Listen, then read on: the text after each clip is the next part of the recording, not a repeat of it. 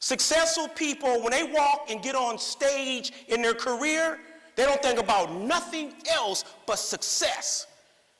Success has to become an addiction.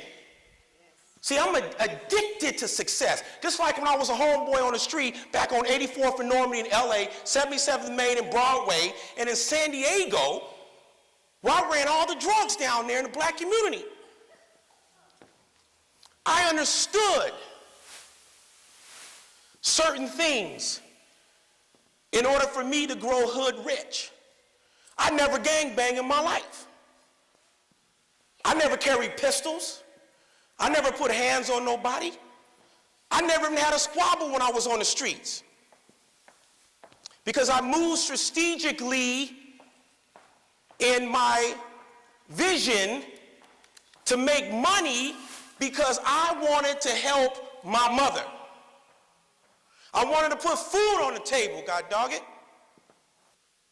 Some of us are hustler babies. And I'm an expert on that, and I can speak on that. You know why? Because I got 2 hustler babies.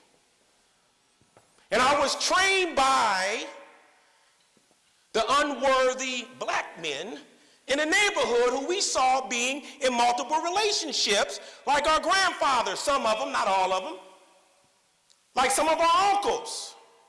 And we ask ourselves why we don't value marriage in our community. Because we never saw marriage work. Don't let how I'm dressed and groomed fool you. This is a costume. This is the magic trick. This is the magic trick that allowed me to get access, to build rich and wealthy relationships. So I had to diffuse everything about my past that was negative.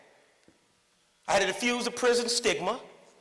I had to shake the hood swagger, because I'm cool. I know I look funny with these big old black frame glasses on. They trendy. But when I roll up in the Starbucks in Beverly Hills, people talk to me. Clean shaven face, looks soft, unintimidating, unthreatening. It's part of my costume. I got rid of the goatee. You know, I used to walk cool my whole life. I still walk cool. That's how you.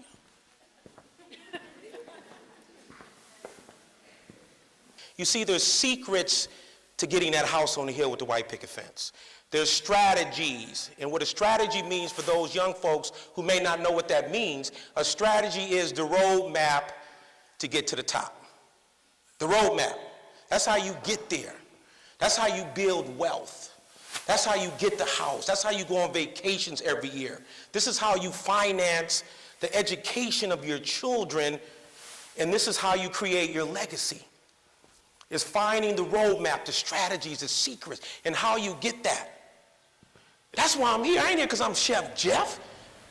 I love to cook. Cooking was a blessing for me. Cooking became a hustle for me. Cooking gave me access to the people I wanted to get next to so I could jack them for the game, rob them for knowledge. I'm a jacker of knowledge. If anybody is smarter than you need to build relationships with them. Because that's how you learn. The only difference between us and the people who live in those big houses, those fine neighborhoods, they got more game. All game means, we call it game, they call it information. Same thing. They hustle is tight. Everybody's a hustler, but it's a product that defines you. The legacy of Dr. King is an amazing one. There's no words to basically explain it. It's one that has the best influence on everybody, not just African Americans, but Caucasians, Indians, everybody. And I love Dr. King for what he did, and I appreciate him today. Dr. King, well, he's pretty awesome, like you said earlier.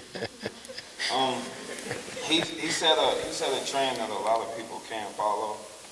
Like, whenever you're one person and you make a change or a difference in a lot of people's lives, it really touches a lot of younger people. Well, we need to do a lot of more history search. That wasn't a joke. I didn't know who I was. I didn't have a very good relationship with my mother, and my father wasn't present. So I was pregnant at 15 and didn't have much, so like yourself, I went to the streets. I started selling drugs, and I thought that was cool, because that's what I saw. If all that you know is what you see when you open your front door, and your front door is in poverty and in these, lower impoverished urban communities, then that's what you become, or that's what I thought you had to become. So that's what I did, and I made a lot of bad choices. I got incarcerated. I did 2 years upstate, and like the brother walking around angry, you have to walk around angry up there, because smile is a sign of weakness. Out here, a smile is a sign of joy, that you know you have something better ahead. So if I could give y'all any advice, it would just be to figure out who you are and own yourself. Because if you don't know who you are, somebody else is going to put you somewhere. Yes. They're going to use you as a pawn on the chessboard when you truly are kings and queens. Good morning. My name is Ricky Hart. I am the founder and one of the owners of MDR Energy Group. We are the largest black-owned energy company in America. I started the company with $150.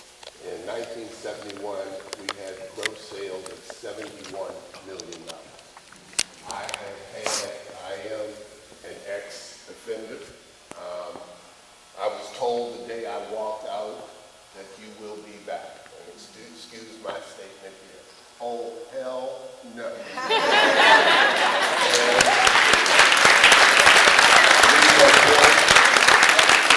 We have built a company that heretofore black folks had never seen. We are part of the energy industry in this country. We sell natural gas to every major urban center in America. We will be, in 21 days, the first black company in 15 years to sell commercial power and retail power. I am a living success. I was told that I could not do this, as was Chef Jeff is here. My thrust is toward young people. Yes, you can. As the brother's going to say it in a little while again. Yes, you can. That's right. Anything that you want to do. Thank you, sir. Thank you. The mission is education. It doesn't matter if you go to a trade school, a barber school, a university. Education, I'm going to make education cool. Education is how you get your paper. Education is how you get access. You know what access truly means? Let's go beneath access, and I'm going to make access cool. When you get access, all that means you get a hookup. You get plugged in to the process. And when you get plugged into the process, it allows you to be part of a community within the community. And when you become a player on that team,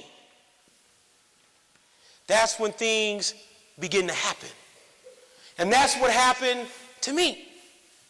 As I got access and I embraced education, and I realized that I can get that house on the hill with a white picket fence, with a double door garage, with the basketball hoop on the side of the house, with the TV and the remote control, and the shag carpet up under my feet. Some of y'all don't know what shag carpet is, but it's all about the padding now. Those was important things to me. That was my dream. I don't know what your dream is, but when you find purpose, the dream will reveal to you. The direction will be revealed to you.